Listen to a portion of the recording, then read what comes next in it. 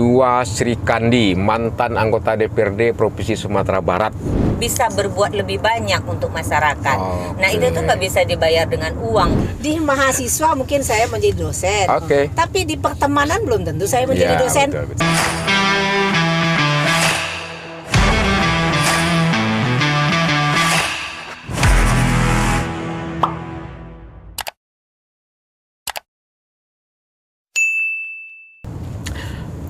Halo, Assalamualaikum warahmatullahi wabarakatuh. Kembali bersama saya Hidayat di channel Kopi Pahit Hidayat. Hari ini kita melakukan perjalanan dari Kota Padang menuju Kayu Tanam Padang Pariaman.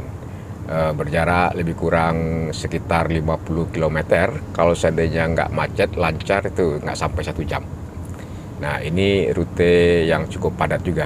Tapi yang menarik, saya juga di satu tim nih perjalanan hari ini dengan dua Sri Kandi, mantan anggota DPRD Provinsi Sumatera Barat. Nah, kita angin gali nanti bagaimana aktivitas dan kegiatan dari dua Sri Kandi ini. Sebetulnya 3 sebetulnya. Kita mau temu yang tua di Kayu Tanam, namanya Endarmi. Nah, saya perkenalkan, ini di belakang kita satu mobil, namanya Ibu Jusmawati. Apa kabar, Udi? Alhamdulillah. Ini Jusmawati ini dulu partainya Hanura, daerah pemilihannya Pasaman dan Pasaman Barat. Dan maju pada 2019, namun belum beruntung ya. Tidak duduk lagi maksudnya begitu. Sedih ya? Bukan. Oh bukan. Kurang suara. Bukan. Di saat memang ia juga kurang suara, tidak bekerja full. Oh, tidak bekerja full. Kelihatannya sudah cukup 5 tahun ya. Karena mungkin penyebabnya banyak faktor. Oh, banyak faktor. Kedua nih yang si Kame ini Marlina Suswati. Di wajahnya dari kecang matanya aja udah lihat nih. Halo Ibu Marlina, apa kabar? Sehat? Alhamdulillah sehat. Halo penikmat Kopi Pahit Hidayat. Ya, ini dia nih. Ini Selamat bergabung dengan kami. Pernah menjadi anggota DPRD pada periode 2014-2019 dari Partai Golkar, daerah pemilihannya Damasraya Sijunjung sampai ke Tanah Datar begitu. Nah, namun hari ini tentu dinamika politik itu kan tidak bisa juga dia ujuk-ujuk analisisnya itu langsung pasti. Tapi yang menarik adalah apa yang menjadi pengalaman dari Sri Kandi berdua ini, politisi ini, aktivis sosial juga dalam menjalani hari-harinya. Kita kembali kepada Ibu Marlina. Ibu Marlina, bagaimana perasaannya ketika 2024 kemarin suaranya nggak cukup untuk dikonversi menjadi kursi, Ibu Marlina? Sedih kah atau? Mungkin kalau ditanya soal itu, semua orang yang pernah mencalonkan diri, dia bekerja dengan serius, terus ketika dia tidak terpilih, pasti ada perasaan sedih, kecewa.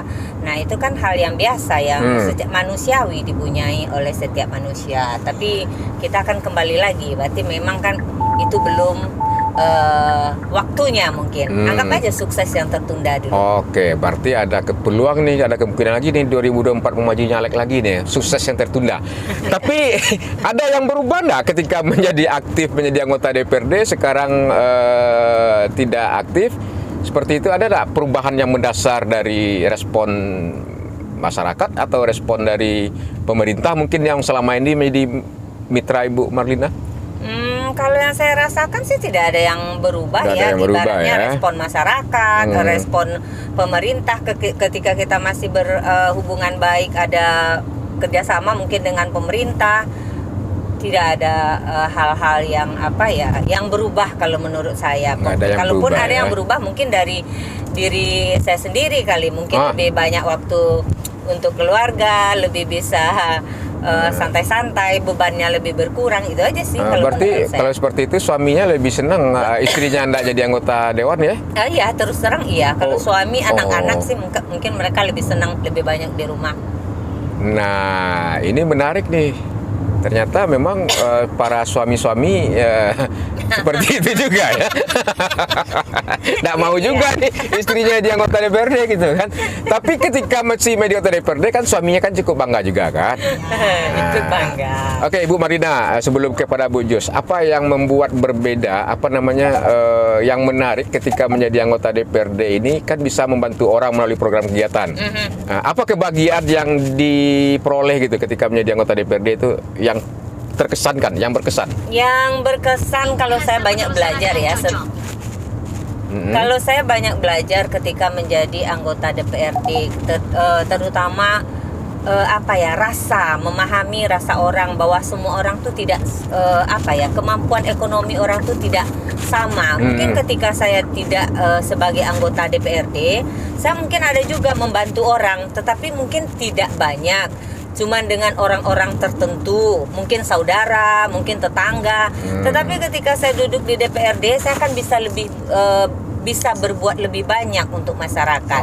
Nah, itu tuh nggak bisa dibayar dengan uang kepuasannya. Itu misalnya bantuan ekonomi produktif, ada bibit pertanian misalnya seperti itu kan. Kalau uang pribadi mana cukup. Tapi ketika pertaruhan kita memasukkan dalam bentuk program pemerintah, itu kebahagiaannya terasa luar biasa. Luar biasa. Bu Jus juga seperti itu ya? Sama. Iya ya. Nah, tapi sebelum ke Bu Jus juga, selama jadi anggota DPRD kan juga orang mengatakan politik ini kejam, terus juga perilakunya mungkin ada dirayu oleh anggota dewan yang lain. Kan ada ini juga, ada potensi itu. Bagaimana mensiasatinya, Ibu Marina? Saya sih berpikirnya atau berpendapat begini, banyak orang yang mengatakan bahwa politik itu kejam. Sebenarnya bukan politiknya yang kejam, tetapi oknumnya. Karena tujuan kita berpolitik itu kan untuk mencapai suatu tujuan. Nah, ada orang yang menggunakan untuk mencapai tujuan itu, dia menggunakan bermacam-macam cara gitu loh. Tetapi dalam kita, siapapun, dimanapun partainya, apapun partainya, kan kita tidak diajarkan untuk melakukan hal-hal yang tidak betul gitu loh. Tetapi itu tergantung dari pribadi orang masing-masing, tergantung oknumnya. Nah, ketika seseorang berbuat itu, melakukan hal yang salah dalam mencapai tujuan, misalnya dia berada di suatu partai, nah otomatis dia akan membawa, oh partai ternyata seperti itu di partai itu, nanti ada lagi partai lain dia begitu. Nah, jadi timbul cap bahwa berpolitik itu sesuatu hal yang kejam. Padahal tidak seperti tergantung itu. Kepada orangnya ya. Tergantung kepada orangnya. Jadi ini juga sekalian nih, pas ada di Kopi Pahit Hidayat, betapa susahnya sekarang mengajak anak-anak muda untuk ikut bergabung di politik gitu loh. Mereka sudah apatis dengan pemberitaan yang ada, kejadian-kejadian yang ada. Mereka sudah tidak mau bergabung lagi di partai politik. Padahal di partai politik atau di politik itu bisa menentukan arah kebijakan penganggaran untuk masyarakat lebih baik gitu kan? Untuk masyarakat lebih baik. Nah, ketika anak-anak muda kita ini apatis politik, maka yang mengurus politik ini orang-orang yang ya seperti itu tadi ya, Bu Marina ya. Kita sampai di ujung bypass nih. Kebetulan kita di bypass, arah bypass. Tadi juga ada mungkin yang tol dalam proses pengerjaannya mangkrak ya. Ginilah. Kota Padang kita menuju ke Kayu Tanam, tapi akan singgah dulu di Cincin begitu. Gimana Bu Jus tambahannya? Nah, Ibu Jus ini nanti saya tanyakan apa aktivitasnya sekarang. Silakan Bu Jus. Ini menurut masyarakat ya, saya memang sedih juga ya, penilaian masyarakat terhadap kita orang politik nih ya, anggota DPRD ini ya. Dia selalu mengatakan, nggak usahlah sama mereka nggak usahlah orang politik, begitu. Sebenarnya betul yang kata Bu Marina tadi, yang politik itu sebenarnya bukan sesuatu yang kejam, tapi penilaian masyarakat tuh orang politik itu adalah orang yang kejam. Itu kan penilaian masyarakat. Penilaian masyarakat. Yang dirasakan Bu Jus pengalamannya? Tidak, saya rasa enggak. Sama. Enggak, ya? Kita itu berkecimpung di politik. Kita tuh duduk di DPR ya. Kita tuh sebenarnya kan ingin memajukan di situ tuh kan kita bisa melakukan apapun di situ tuh untuk masyarakat. Kalau masih kita cuma hanya sebagai rakyat biasa, nak Bu Marlina, ya Pak Dayat, apa yang bisa kita lakukan untuk masyarakat? Tapi kalau kita duduk di DPR, contohnya saya dulu duduk di DPR, saya rasanya banyak memberikan pelatihan-pelatihan untuk kaum perempuan. Ya, banyak saya selalu di pokir saya dulu ya. Pelatihan selalu menjahit, memberikan, misalnya pelatihan pelatihan menenun, pelatihan misalnya membuat packaging, packaging, atau apa saja lah, saya selalu membuat pelatihan itu. Tapi saya sedih memang, saya selalu orang menilai nggak usahlah, dia orang politik. Nggak usahlah, dia orang politik. Dan memang suatu kesedihan juga, karena saya masih juga berkecimpung di masyarakat. Ya sekarang ini walaupun saya tidak di DPR. Itu Pak Dayat. Oh ya, iya. Hari-hari sekarang aktivitas Bu Jusmawati apa ya? Saya dosen di. Guru atau dosen? Panggil guru atau dosen? Dosen. Kan sama aja kerjanya guru dengan dosen, mengajar. Kalau untuk SD, SMP, SMA kan begitu, guru ya. disebut. Ya guru mahasiswa lah. Ya, tapi kalau untuk perguruan tinggi kan dosen. Tetap saya dosen ya. Oke. AKBP, STIE KBP. Saya dosen tetap di situ. Sebelum saya di DPR, saya juga sudah dosen tetap di situ. Tapi di DPR pun saya tetap menjadi dosen, cuman dosen yang serdosnya dihentikan. Tapi kan bagi ketika aktif di DPRD kan juga dosen bagi teman-teman juga kan, memberikan petunjuk kan kepada teman-teman seperti Ibu Marlina, kan banyak juga ilmu Bu Jos ya yang diberikan kepada Marlina. Banyak Marlina, ya? Saya juga pun dapat ilmu banyak dari Bu Marlina. Mana ilmunya banyak nih? Yang dua Bu Jos atau Bu Marlina? Sama. Sama. Dia sama katanya. Saya mungkin di mahasiswa mungkin saya menjadi dosen. Tapi di pertemanan belum tentu saya menjadi dosen. Betul. Saya bisa belajar dari teman, termasuk dari Pak Hidayat sendiri. Betul. Ini contoh karakter yang sangat positif ya. Sangat baik namanya ya, Ibu Jusmawati. Dan ngomong-ngomong 2024 mau maju lagi kabarnya? Tidak. Oh, kenapa Bu Jos? Pertama mungkin faktor usia kan, masih muda kok. Tampil saya pasaman dan pasangan. Emangnya udah tua, masih muda nih? Enggak, udah tua, udah 59 nomor saya. Belum, masih muda itu. Ada. Udah inilah ya. Itu kalau Bu Marlina masih muda, masih sehat. Oh, itu alasannya ini ya. Terus ini melihat performan kondisi DPRD hari ini punya dipantau-pantau juga enggak? Kinerjanya, performannya. Saya rasa cukup bagus. Cukup bagus. Cukup banyak. Wah, menarik sekali itu. Itu senang juga itu. Bagus. Yang mendengarnya. Cuman orang di luar itu selalu menilai negatif tentang kita. Tapi saya sebagai orang yang pernah di dalam, saya melihat DPR yang sekarang cukup bagus. Cukup bagus ya. Provinsi ya. Siapa yang sosok anggota DPRD yang Bu Jos banggakan hari ini ya, yang mungkin populer atau ini yang ada nggak? Yang sedang bicara ini? Yang sedang berbicara ini yang itu teman saya itu namanya Hidayat ya? Hidayat. Oh, Adinda. Kenapa nih? Ada mulai kagum nih. Pertama mungkin orangnya kritis, enggak Bu Marlina? Kritis ya. Orangnya kritis dan orangnya bermasyarakat menurut saya ya, itu menurut saya. Tapi kan orang lain belum tentu sama. Penilaian orang kan berbeda. Ya itu kan juga penilaian masing-masing lah ya. Karena memang Uni kan juga tahu juga bagaimana peran dan fungsi anggota DPRD itu sejauh mana begitu kan. Nah kalau Ibu Marlina sekarang aktivitasnya apa Bu ya? Tetap masih ibu rumah tangga? Saya ya sebagai ini, sebagai ibu rumah tangga itu udah jelas ya. Sebagai istri, ibu rumah tangga, buat anak-anak, suami itu udah jelas.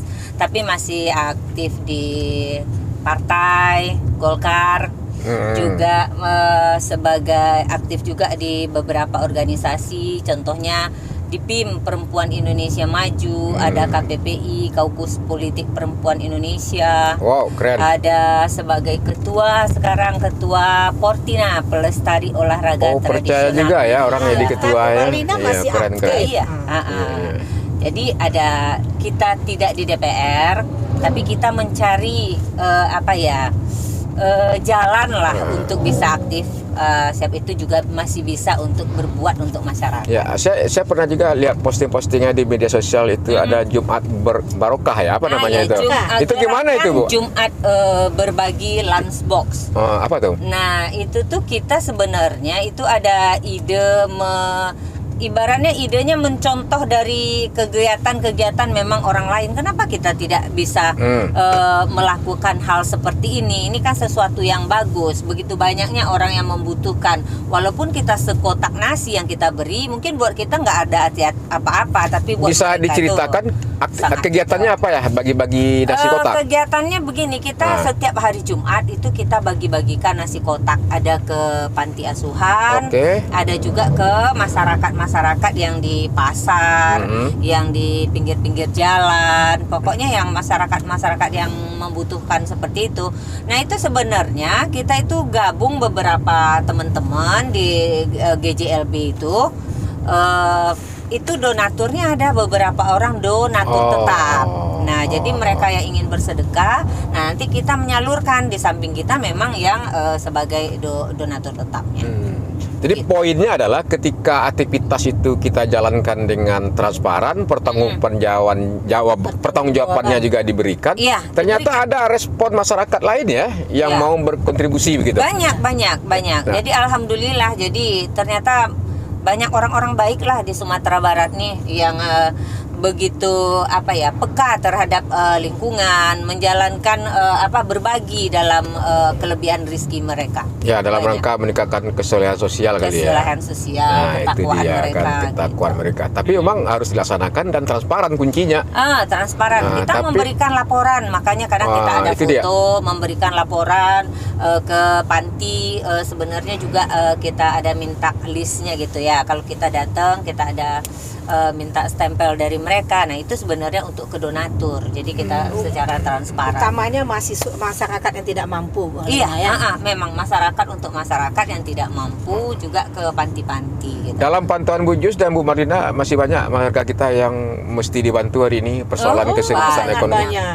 Sangat banyak masyarakat yang harus dibantu. Bukan tidak ada sih, kalau dari saya ya hari Jumat, setiap hari Jumat kita jalan, itu banyak loh masyarakat kita yang bersedekah setiap hari Jumat. Kenapa? Karena kadang kita datang, ada yang sudah duluan bagi nasi kotak, loh. Saya lihat berarti banyak.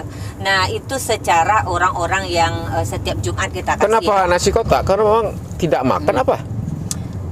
Banyakan dari mereka itu gini, penghasilan mereka kan ada yang bawa anak penghasilan mereka kadang satu hari itu cuma 20.000, 30.000. Nah, itu buat makan sekeluarga. Jadi kata mereka kalau kita kasih nasi kotak, mereka hari ini nggak beli nasi, belanjakan lagi ya, yang 20-30.000 tadi. Iya, yang 30.000 itu.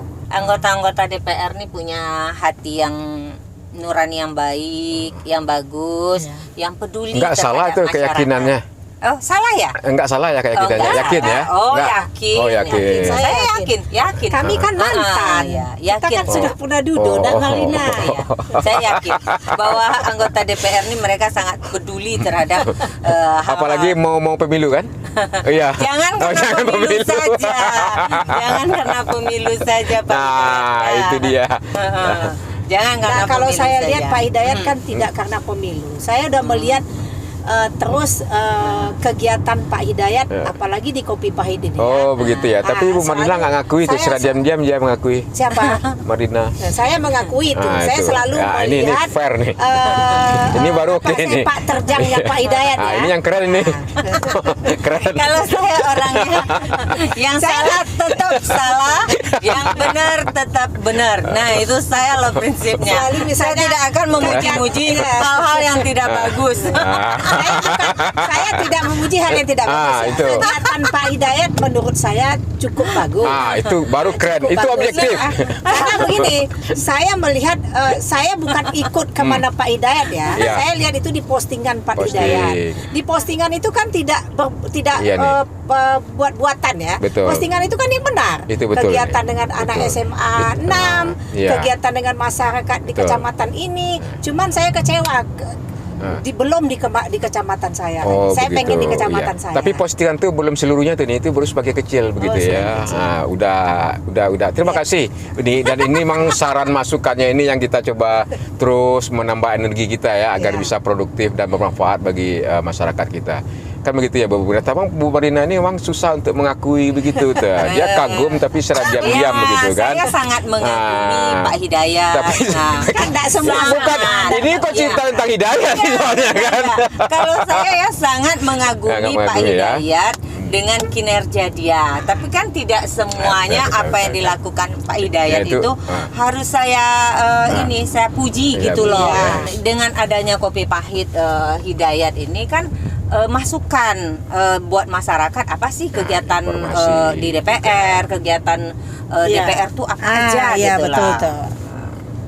Di Kopi Pahit juga tidak semuanya kegiatan di DPR ya, tapi juga sifatnya menginformasi menginformasikan, menginformasikan masyarakat yang tidak tahu kan jadi tahu. Kan tidak semua orang juga sekarang bisa Pak Hidayat misalnya ada keluar di koran apa sih? Kan tidak semua orang baca sekarang. Orang cuman udah pakai gadget loh. Jadi udah nonton YouTube, TikTok. Nah, itu kan lebih cepat informasinya.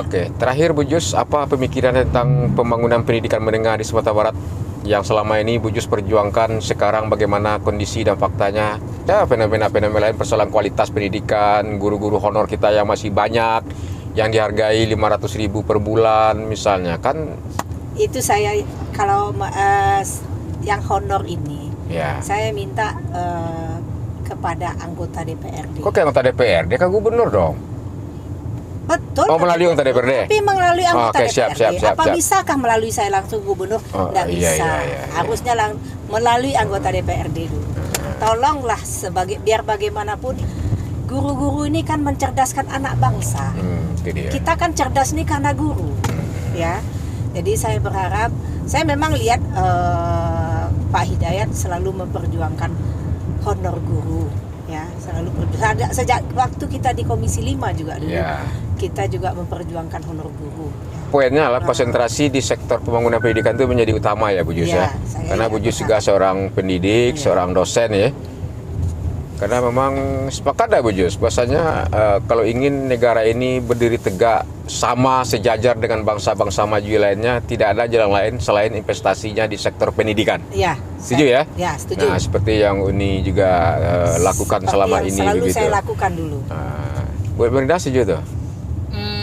Setuju. Tapi persoalan ekonomi hari ini gimana Bu Marina? Apa yang mesti dilakukan oleh Pemprov Sumatera Barat ya? Sebagai politisi handal Golkar ya, Sri Kandi Golkar yang sekali nyalek langsung duduk begitu. Sama dengan Bu Jus. Nah ini dia menariknya, sekali nyalek 2014 langsung duduk sebagai anggota DPRD. Ada juga yang udah lama-lama, udah berapa kali, kayak saya misalnya kan 2 kali baru bisa duduk gitu. Berarti kami lebih hebat ya dari Pak Hidayat. Dalam konteks itu ya, tapi kan berkelanjutannya kan juga hebatnya lagi gitu kan.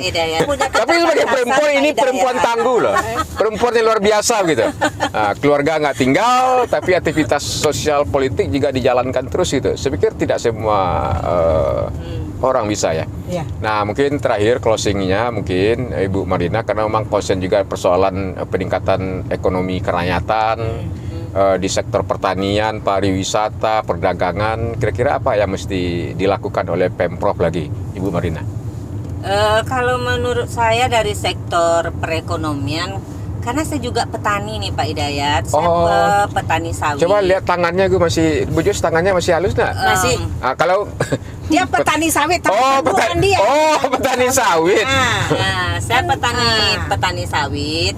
Nah, itu tuh kan kalau di masyarakat kita rata-rata kan banyak itu yang bertani, petani sawit. Nah, sekarang keluhan masyarakat itu kan Pak Hidayat soal pupuk subsidi yang mulai hilang, pupuk yang mahal, harga sawit yang turun. Nah, mungkin itu bisa jadi solusi juga buat mencarikan solusi juga buat anggota DPR ke masyarakat, karena ketergantungan hidup masyarakat kita Sumatera Barat kan dari bertani. Nah itu kan pupuk sangat langka, sangat mahal. 1 ton sawit bisa 1 karung pupuk loh sekarang ini. Nah juga masyarakat juga yang sekarang butuh bibit-bibit lahan pertanian sawit gitu kan, bibit sawit, bibit kopi. Nah itu juga harus ketersediaannya mungkin bisa dari bantuan dari anggota DPR melalui Pokir. Nah itu sangat membantu loh Pak Hidayat buat ini masyarakat. Pupuk ya Bu Marina, Pupuk sama bibitnya yang berkualitas ya. Iya, bibit yang berkualitas. Jangan sampai nanti mereka tanam kadang nggak berbuah kan, sayang juga, kasihan. Iyalah.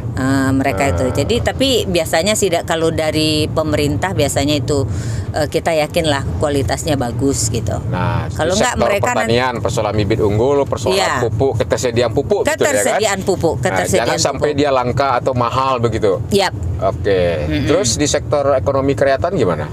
Kalau ekonomi kerakyatan saya lihat permodalan misalnya yang Nah, dalam soal permodalan itu tuh masih banyak tuh kesulitan masyarakat. Contohnya kadang bank tentu juga nggak mau rugi ya. Mereka juga minta jaminan. Sementara kadang mereka jaminan tuh buat apa gitu loh. Bukan buat apa. Dengan apa mereka kasih jaminan ke bank. Mereka kan tidak punya. Kadang mereka cuma punya kan 10 juta, pinjam 10 juta, 5 juta seperti itu loh. Untuk modal kecil lah, UMKM seperti itu gitu. Jadi mungkin dibantu sama Pak Hidayat gimana caranya mereka bisa mendapatkan modal yang mudah, tapi tentu kita bikin regulasinya supaya mereka juga bisa mengembalikan gitu loh. Jangan sampai nanti ketika dikasih modal uangnya habis, usahanya tidak ada. Nah itu kan perlu pengawasan gitu loh. Misalnya Pak Hidayat. Program subsidi bunga dari APBD mungkin ya, untuk pelaku usaha yang minjam 2 juta, 5 juta sampai maksimal 10 juta ya Mbak Marina. Karena memang selama ini kami melihat juga observasinya di lapangan itu pembiayanya bersumber dari rentenir. Iya. Rentenir itu bunganya walau-walam gede banget gitu. Oh, gede banget itu. 10-20% sebulan, ada 250% setahun ya. Padahal itu keuntungan mereka, margin mereka sungguhnya bunganya tinggi, tapi mereka tidak punya opsi lain untuk bisa mendapatkan modal usaha begitu. Iya. Itu mungkin ini apa namanya ya kalau menurut saya mungkin dengan satu cara mungkin dengan menghidupkan koperasi barangkali Pak Hidayat ya? Bisa juga. Terus kita juga punya apa namanya yang biasanya itu jaminan pinjaman yang di Brusda kita apa ya? Ya, perusahaan daerah. Ya, perusahaan daerah. Bang Angari, Simamak begitu kan, program studi bunga. Nah, jadi saya sesungguhnya ingin ini juga menyampaikan juga kepada kita semua. Tadi Ibu Jus juga konsen di pendidikan, Ibu Marina juga pertanian. Artinya apa? Ternyata ibu-ibu, saya tidak panggil mak-mak tangguh ya, tapi ibu-ibu muda ini, aktivis perempuan ini, ternyata dia punya konsep berpikir juga pada 1, 2, 3 sektor kehidupan dari masyarakat itu. Nah, itu saya menandakan ternyata memang punya pemikiran, punya harapan juga. Nah, tentu perjuangan ini walaupun apa namanya mesti disalurkan juga kepada tempat salurannya ya Bu Marina aja Bu Jus ya, di DPRD termasuk juga di eksekutif begitu. Nah, itu dia tadi pemikiran, pandangan dan aktivitas dari Ibu Jusmawati dan Ibu Marina. Bu Jus ini dulu dari Hanura, Ibu Marina sekarang masih di Partai Golkar dan kabarnya mau dicalonkan menjadi calon wakil Bupati Sijunjung ya. Mudah-mudahan lah kalau kita berharap bisa ini lagi gitu kan, doanya seperti itu. Tapi yang menariknya Bu Jus, ini kita sudah sampai di mana nih? Di Simpang Lubuk Alung ya. Lubuk Alung. Kita mau kemana ini rencananya? Mau temu senior ya? Ya, kita mau ketemu senior Ibu Endarmi. Nah, ini yang menarik, Ibu Endarmi ini politisi gaek. Berapa kali periode duduk di anggota DPRD dan berapa kali juga partainya. Dia sekarang samping juga petani, juga ada kebun durian ya nih. Kebun durian. Nah, kita diundang sesungguhnya hari ini makan duriannya karena memang duriannya sudah dipersiapkan jauh-jauh hari. Sayang juga ini Ibu Endarmi ini samping senior, kakak juga, Uni juga, tentu rasanya berdosa pula kita sebagai yang kecil kan, tidak mendatangi dia. Ya mana tahu, nggak tahu juga nasibnya kan. Nanti kita nak ketemu misalnya kan. Ya, halo Dian, tunggu kami ya, makan duriannya siapin gitu. Nanti kita nggak tahu nih, ini Endarmi ini apalah pemikirannya sekarang ini, apalah tujuannya sekarang. Ya marah-marah aja kalau seandainya memang ada adik-adiknya seperti Saipul Ardi begitu kan. Yang ini, Saipul Ardi kan memang agak sundek juga dia. Dan yang baik lah Endarmi dibuatnya kan. Padahal Andong ini jelas dia pemberansang, pantang diberansang. Nah, kita akan konfirmasi kenapa Saipul Ardi seperti itu terus gitu. Nah, seperti ini kakak saya juga seorang dosen, dulu juga anggota DPRD Provinsi Sumatera Barat, dan kabarnya besok mau tarung lagi di 2024. Nah, tentu sebagai teman, sahabat, kakak, itu kita berharap yang terbaik bagi semuanya dan lancar, amin, bagi yang mau ngulang lagi, termasuk juga yang tidak mau ulang lagi gitu. Inilah suasana sekitar jelang pukul 10 pagi di hari Sabtu, ruas jalan Padang Bukit Tinggi masih terekam lancar. Kadang beberapa titik ada juga yang macet. Nah, ini kan juga kayak persoalan pembangunan tol untuk mengurai kemacetan yang sedang masih berproses begitu. Saya pikir kita di situ dulu sementara. Nanti kita akan coba lengkapi dengan perbincangan kita dengan Ibu Endarmi begitu. Nah, Endarmi ini seperti apa sosoknya, kabarnya. Ya, kita berharap sehat, bahagia, dan kedatangan kita ke tempat ladangnya Endarmi, ke kebun duriannya, itu adalah merangka untuk menyehatkan juga jiwa raga dari Endarmi ya. Ya ini ya, bersilaturahmi itu intinya. Karena memang saya udah 2,5 tahun juga setelah ini bisa di 2019 jarang ketemu dengan Endarmi, dan beberapa kali kita di Japri. Nah, hari ini kita akan tunaikan pertemuan tersebut. Kita tunggu pada sesi selanjutnya. Kan hasil dari panen itu kita bantu masyarakat. Ini dia, Ibu Endarminya kalau sedang yang bantu orang dia tak pikir-pikir. Contoh durian dari ini nih ya. Pondok. Dari kebun Endarmi ya. Kebun Endarmi. Ya. Kenapa silaturahmi ini beda partai, beda status generasi, tapi silaturahmi itu menjadi utama.